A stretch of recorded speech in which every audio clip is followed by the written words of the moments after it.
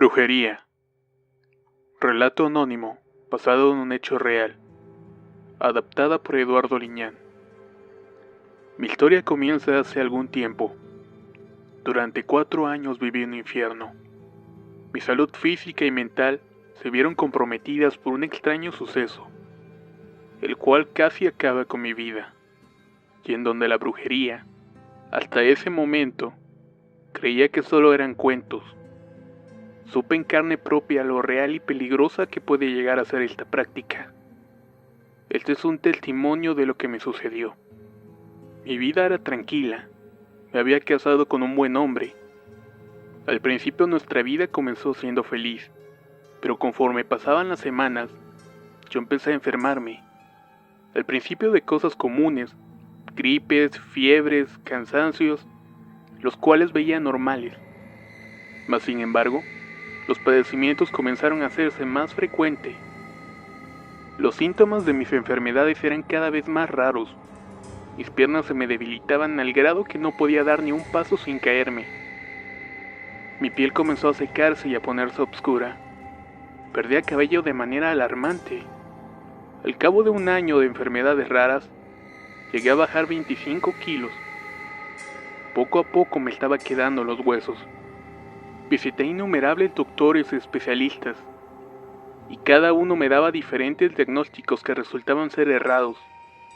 Los medicamentos y tratamientos que me daban no funcionaban o solo atenuaban los síntomas, que para el colmo, regresaban con más fuerza. Para hacer más preocupante el cuadro, en esa época, y a pesar de mis problemas, me embaracé.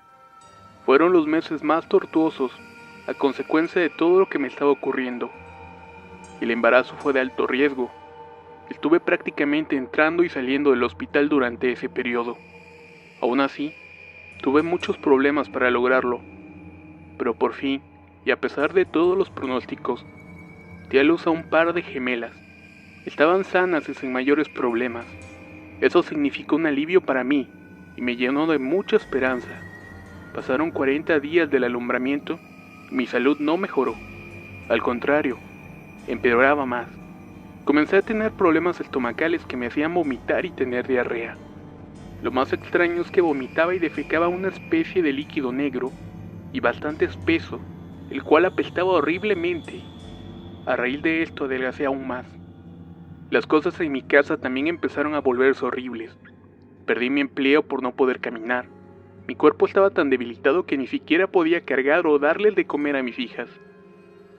Aunando a esto, mi esposo comenzó a tratarme mal. Me insultaba, me hacía sentirme culpable de todo lo que estaba ocurriendo. Me decía en muchas ocasiones que era una pobre mujer, que le daba asco. En cierta forma lo entendía, porque mi apariencia de una mujer llena de vida pasó a ser de una piltralfa. Huesos forrados en piel seca y maloliente, con un rostro ojeroso y cadavérico sin mucho pelo. Apestaba a orines, a vómito y a enfermedad. La familia de mi esposo nunca se cansaba de insultarme y burlarse de mi apariencia. Esto ante la indiferencia de mi marido. Quise matarme. Quise acabar con mi vida muchas veces, pero mantenía la cordura por mis niñas. Tomé una decisión, una que cambiaré mi destino. Decidí marcharme de mi casa, abandonar a mi esposo e irme con mi familia. Tenía el presentimiento de que moriría. Esa sensación horrible de pensar que un día ya no despertaría me llenaba de mucho miedo. Mis hermosas hijas se quedarían sin mí. Decidí hacer un testamento y prepararme para lo peor. Mi salud no mejoraba con nada, y a cada día estaba a un paso más de la muerte.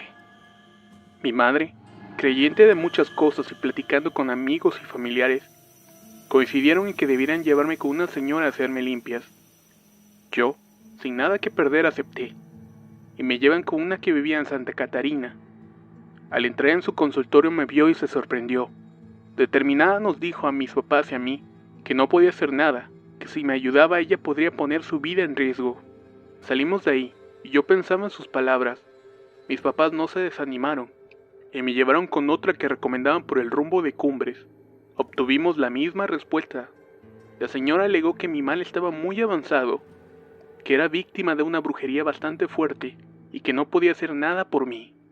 Decepcionados y preocupados hasta la médula, Mis padres me llevan a la casa y me resigno a pensar de que todo acabaría pronto. Fue entonces que mi mamá recordó que le habían dicho de una bruja que vivía en un pueblo cercano a León, que había curado a una persona muy grave con los mismos padecimientos y que ahora vivía felizmente. Sin pensarlo, decidimos ir a buscarla. Solo sabíamos el nombre del pueblo. Llegamos a León y sin conocer a nadie, empezamos a preguntar por esa señora. Nuestra búsqueda dio frutos. Llegamos a la casa de la señora. Al entrar nos llevaron a un cuarto anexo en el fondo de la propiedad donde había unas 20 personas sentadas en unas bancas y sillas. Al fondo, había un gran altar que abarcaba toda la pared, con decenas de niños Dios, un cuadro con la imagen del Papa Juan Pablo II, imágenes de la Virgen, de Cristos y de indios. No sabíamos por quién preguntar o quién dirigirnos, y de pronto de entre la multitud salió una anciana de baja estatura, encorvada y con dificultad para caminar. Al vernos puso un gesto de enojo y me preguntó con voz firme y severa: ¿Ustedes quién son? Somos de Monterrey. Venimos por ayuda para mi hija. Está muy mala, contestó mi papá con cierta pena. Enseguida la viejecilla se acercó a mí y me miró detenidamente. Sí, esta muchacha viene bien mala. Ya está a días de morir. Acuéstala aquí, le dijo mi papá con cierta resignación. Pasamos entre la gente y llegamos en medio de aquel cuarto ante la mirada curiosa de las personas. Me acosté sobre una mesa de madera y comenzó a barrerme con una escoba de hierbas frescas. Todas las personas observaban lo que hacía. Yo me sentí algo incómoda, pero así era como la señora curaba, rodeada de sus pacientes. Según los dichos de las personas a las que preguntamos, esa anciana no cobraba las consultas. Lo único que teníamos que hacer era dejar flores en su altar. Mientras hacía su labor, todos sentimos cómo repentinamente sopló un aire helado. Era extraño, porque el cuarto no tenía ventanas y la puerta de acceso estaba cerrada. En cuanto aquella ventisca comenzó a acercarse más notoria, algunas personas se pararon de sus asientos y comenzaron a orar asustadas. Otras más se arrodillaron haciendo lo mismo. Yo estaba nerviosa, y mis padres tan solo observaban toda la escena también preocupados. En ese instante sentí como si el tiempo se detuviera, y la señora se paralizó viendo el techo. Se sentó en una silla que tenía tras de sí, y se quedó como dormida con la cabeza caída sobre un hombro. Una de las mujeres que estaba ahí se paró y señaló a la anciana diciendo con voz firme: «Ya bajó el espíritu». «¿Cuál espíritu?», pregunté con miedo. «Pues la persona que te hizo la brujería», contestó con coraje. En ese instante la señora se para de la silla. Su cuerpo estaba rígido, con las manos a los costados y extrañamente firme. Su mirada apuntaba al techo, y poco a poco comenzó a caminar por el cuarto, con pasos firmes y de una manera lenta. Bajó la mirada, vio a su alrededor a todos, y su mirada se detuvo en mí y en mis padres. Enseguida puso un gesto de ira y sorpresa. Con voz profunda y escalofriante me gritó: «¿Y tú qué haces aquí?». Se hizo un silencio sepulcral en el cuarto, y todos nos quedamos viendo a la anciana que se acercó a mí, y con todo el odio del mundo me vio y me dijo: «Ya tenías que estar muerta, puta». En eso, la señora que estaba ahí se para de su silla y pregunta con determinación: «¿Quién eres? De pendeja te voy a decir», dijo la anciana con la voz grave, y comenzó a reírse con una risa chillante y molesta. Paró de reír y con una mirada de odio vio a mi mamá y le dijo: «¿Y tú? Tenías que venir de metiche, perra». La señora que se había parado la enfrentó, diciéndole que se fuera, que me dejara en paz, mientras que la anciana poseída se carcajeaba cada vez más fuerte. Con insultos horribles, las señoras comenzaron a enfrentarla. Una de ellas le dijo que los indios vendrían por ella, y que la iban a castigar.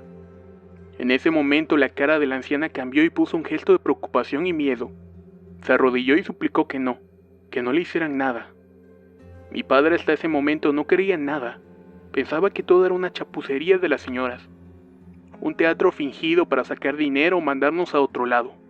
Sin embargo, su pensamiento y el de nosotros cambió, cuando la anciana postrada en el piso comenzó a llorar desconsoladamente.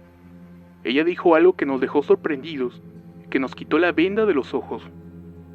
«Es que odio a esa maldita, esas malditas niñas, y ella me quitaron a lo que más quería, a mi osito». Era mi suegra. Nos vimos todos al mismo tiempo con sorpresa. Era ella.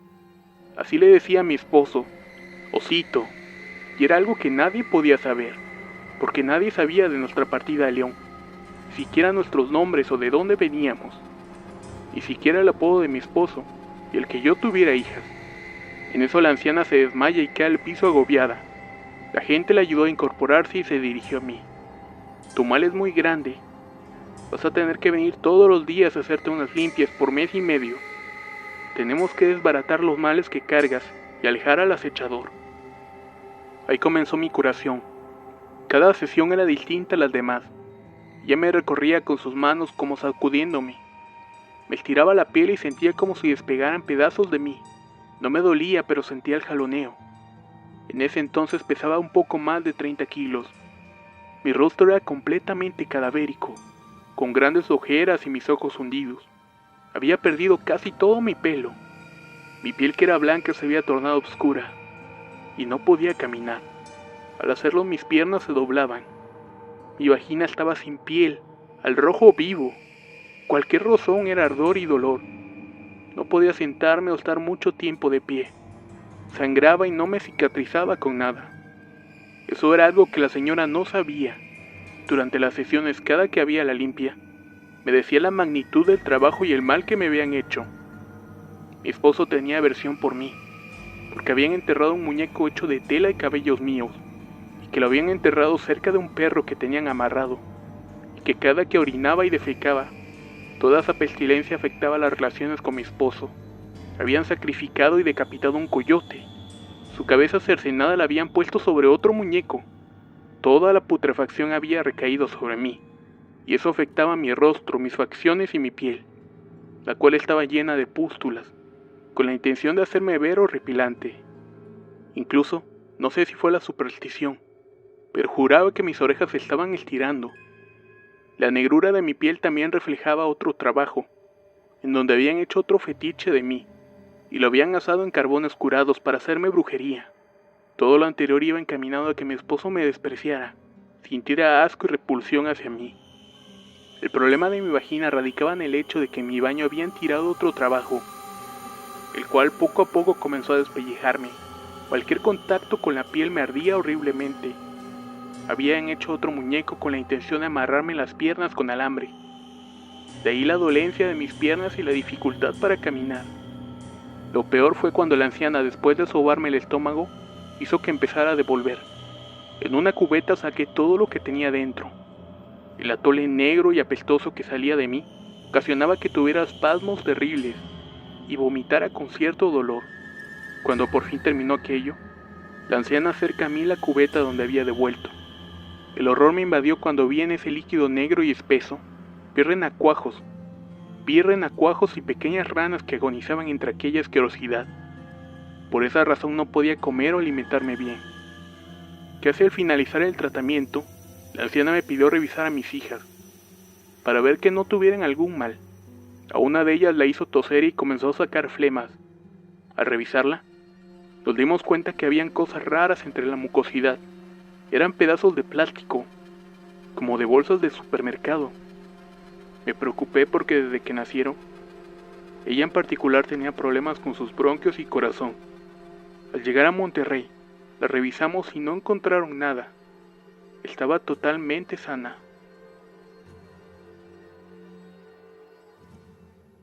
Llegué a pesar 28 kilos. Mi cuerpo era una triste evidencia de lo que me habían hecho. La piel pegada a mis huesos, sin poder caminar bien o sostenerme por mucho tiempo. Tenía la piel pegada a los huesos. No podía caminar bien o sostenerme por mucho tiempo. No podía comer porque todo lo devolvía. Y tenía espasmos violentos y dolorosos cada vez que trataba de vomitar algo que no existía. Durante todo este tiempo me internaron varias veces por neumonías, anemias, transfusiones, y mi cuerpo resistió a pesar de estar en silla de ruedas durante casi un año. La intención de mi suegra no solo era enfermarme, era devastarme moralmente, destruirme por completo. No fue hasta junio de este año que comencé a recuperarme y después de hacer lo impensable. Cuando regresamos de León, aún tenía problemas, el mal seguía ahí pero con menos intensidad. La anciana hizo todo lo que pudo para liberarme, pero esto no había sido suficiente. Al llegar a Monterrey, lo primero que hice fue llevar a mi hija para hacerle estudios, y así descartar de que estuviera enferma. Después de descartar las enfermedades, las bauticé. Ya sabíamos quién era la que me estaba causando los males. Después de haber traído el espíritu de mi suegra aún viva y evidenciar que era ella, comenzamos a atar cabos. Cuando huí de mi casa y a un esposo había embarazado a su amante y se fueron a vivir a la casa donde vivía, se inició entonces otra batalla contra ellos. El divorcio, la custodia de mis hijas, me denunció por abandono de hogar y robo de menores. La mamá corrió con todos los gastos de las demandas y apoyaba la relación con esa mujer con la que me engañaba desde hace mucho tiempo. Sin embargo, gané todos los pleitos legales y tengo la custodia de mis niñas. El papá paga pensión y las ve solamente los fines de semana. Aunque por mis niñas supe que solo va por ellas y las deja con su abuela. Durante todo este tiempo aún seguía con las enfermedades. Mi calvario no terminaba aún. Seguí yendo con curanderas de mi ciudad para poder tener protección de las brujerías. Pero no se me quitaba del todo los padecimientos. A pesar de no poder retener ningún alimento, mi estómago estaba abultado. Se encontraba inflamado, como si estuviera embarazada. Llevaba muchas terapias médicas, pero no mejoraba mi salud. Por esos días una tía se casó y se fue a vivir a Mérida. Fue entonces en el mes de abril que me fue a visitarla. Estando allá me comentó que me llevaría con un curandero para que me atendiera. Un mes antes de eso, ella fue con ese hombre y llevó una foto mía para que me viera y determinara qué tenía. Dice que el hombre abrió los ojos y dijo que estaba muy mal. Me mandó unos frascos con un líquido azul oscuro. Con esos líquidos tenía que dar un baño durante un mes, antes de que visitara su consultorio. Así lo hice. Pasé un mes y por fin me trasladé a Mérida. El pueblo donde el curandero atendía estaba a 1 hora de Mérida. Cuando llegamos había gente esperando. Yo pasé de inmediato al llegar. Antes de decirme algo, él me platicó cosas que solamente yo sabía. Y no solo eso, me hizo una terrible revelación. Él sabía de los trabajos que me habían hecho. Sabía que era mi suegra, pero no solamente eso. Mi ex esposo le había ayudado con muchas cosas para destruirme. Él conseguía los objetos y cosas mías para que mi suegra los trabajara. Cabello, ropa interior, fotos, etc. Lo más inquietante que me dijo es que aún estaba muerta porque le había faltado un ingrediente en los trabajos. Sangre de mi periodo. Me quedé sorprendida porque tenía ya 3 años de no tener la regla. Eso quizás me salvó de un destino peor. Fue entonces que un grano de esperanza me alentó, cuando me dijo que él podía quitarme todos los males que me habían hecho, pero esta vez por completo y no a pedazos, sacarlo de raíz definitivamente, porque lo que traía en mi estómago me iba a matar por infecciones, perinotitis o estallamiento de vísceras. Mi suegra había utilizado un tipo de magia negra de alto nivel, proveniente de Cuba, santería llamado palo mayombe, y otras cosas bastante siniestras. Así que él debía utilizar ese tipo de brujería para quitarme lo que tenía. Tardaría un poco en conseguir los ingredientes para hacer las velaciones, porque todo esto lo tendría que pedir a Cuba. Él me dio otros frascos con líquidos rojos e intensos. Con ellos debía bañarme por 30 días, para poder soportar lo que me iba a hacer. Regresé a Monterrey y comencé el tratamiento. Durante ese tiempo fue horrible. Tenía dolores intensos durante la madrugada. Despertaba entre 2 y 3 de la mañana con espasmos. Mi pecho se encontraba congelado y con dificultad para respirar. Todos mis músculos los sentía atrofiados. Me dolían. Quise abandonar el tratamiento, pero ya estaba determinada a liberarme. La lucha tenía que acabar con mi vida, con la maldad que tenía. Así que lo soporté todo hasta el final. No podía pedir ayuda o ir a un hospital, porque iba a tener el mismo resultado. Ningún padecimiento aparente. Me mantuve con analgésicos, suplementos y proteínas líquidas para soportarlo, ya que comer me era imposible. Una semana antes de terminar con los baños, pude notar que traía un dolor abdominal terrible. Era como un dolor de cesárea. Sentía que la carne se me abría en esa parte. No le di mucha importancia porque todo el cuerpo me dolía de forma horrible. Al terminar con los baños me fui para Mérida. Cuando llegué con el curandero, me vio con sorpresa y me dijo que había pensado que no iba a regresar. que no lo soportaría, pero si ya estaba ahí, lo que seguía era lo último y sería menos doloroso. Me dijo que fue difícil trabajar conmigo, que durante ese tiempo hizo velaciones, pero que era riesgoso por la porquería que tenía dentro. Él, de alguna forma, me operó con algún tipo de fetiche que había hecho para mí, que por eso me había dolido el vientre. Yo, sorprendida de esto, le contesté que en efecto, que había sentido un dolor como lacerante, como cuando te hacen una cesárea. Me recostó sobre una cama y me hizo morder y babear una gasa. Mi mamá me acompañaba, y le pidieron que me cortara un pedazo de cabello. Enseguida el curandero hizo una bola de algodón con algún líquido, y me lo pasó por el vientre, abajo del ombligo. Después envolvió la gasa con el cabello en el algodón. La puso sobre mí. De pronto sentí algo extraño, un dolor insoportable pero pulsante. Algo como una punta fría me hizo un corte en el ombligo, y sentí como escurría algo en mi piel. Lo único que alcanzaba a ver eran sus manos envueltas en guantes de látex, haciendo algún tipo de incisión y manipulando el algodón. Me dijo que respirara y sacara el aire 4 veces. Mientras hacía esto sentía tirones en mi ombligo. Sentía como que algo jalaba dentro de mi estómago. Cuando comencé a sentir molestias, el hombre me apartó y me cubrió con algodón la herida. Me sentó sobre la cama y dijo: «Hemos terminado». «¿Qué salió?», pregunté con ansiedad. El curandero acercó un bote de alcohol y en la mano tenía una bola de algodón con la gasa. Tanto yo como mi madre miramos horrorizadas. Tiró la bola al piso y le echó mucho alcohol. Y después la encendió. En el cuarto no había corrientes de aire porque todo estaba cerrado, pero se hizo una gran llamarada. El fuego azul envolvió todo aquello. Cuando comenzaba a extinguirse aquella bola de algodón con la gasa, se puso negra, y de pronto comenzaron a salir cosas raras de él. Eran como gusanos que salían frenéticamente de aquel calor. Crecían y se retorcían agonizándose sobre el piso. Mientras unos se quemaban, los otros bailoteaban. Entonces lo entendí. Lo que salió de esa bola no eran gusanos, eran serpientes, pequeñas, escamosas y se retorcían. No lo podíamos creer mi mamá y yo. Nos habíamos quedado sin habla. Eso era la brujería que traías, serpientes. Era lo que te hacía vomitar y te hacía sentir el dolor en el esófago. Ya no cabían y buscaban la salida. Al subir por tu esófago, ellas mismas se bloqueaban y se retorcían, dijo el curandero también sorprendido. De pronto, me asaltaron unas ganas intensas de ir al baño. Con ayuda de mi madre entré al baño que había ahí. Comencé a defecar. Era algo asqueroso lo que hice, ya que era una masa maloliente completamente blanca como la manteca.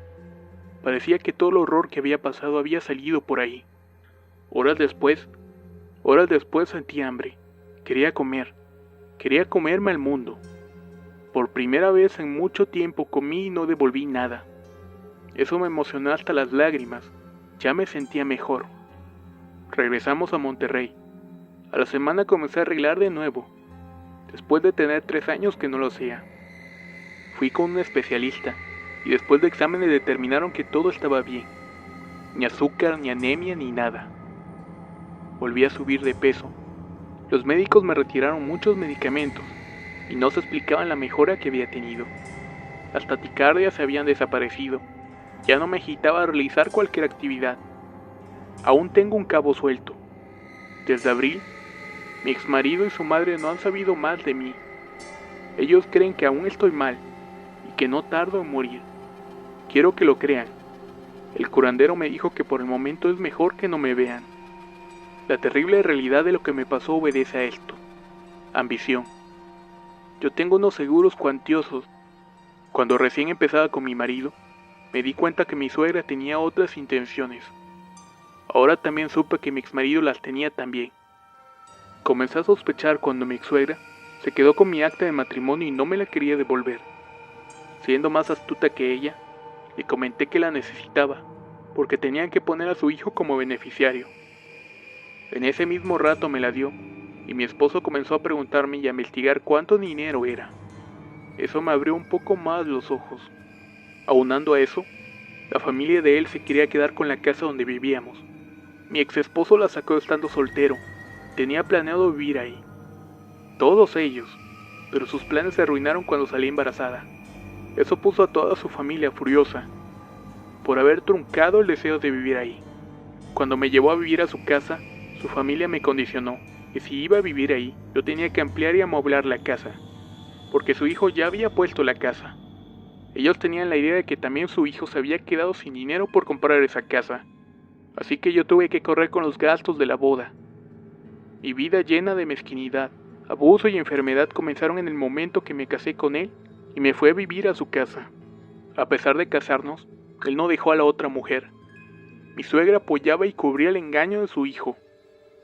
Ya no tenía intimidad con él. Cuando él estaba todo era maltratos psicológicos, debido a mi aspecto y a mi malestar. Ellos estaban acabando con mi vida, pero fue hasta que decidí huir de aquel infierno e irme con mi familia, que inició mi lucha para librarme de este mal que tenía impuesto. Lo logré a pesar de todo y sigo adelante. Mi ex esposo sigue con su mujer y su hijo, y sus padres aún viven con él. Ellos no saben que estoy bien. Ellos no saben que estoy bien y no quiero que se entere. Tengo el temor que me vuelvan a atacar. Ellos esperan que muera, pero las batallas que he librado y ganado me han hecho mucho más fuerte. Que quede este testimonio para que la gente sepa que la brujería es real y que puede llegar a matarte.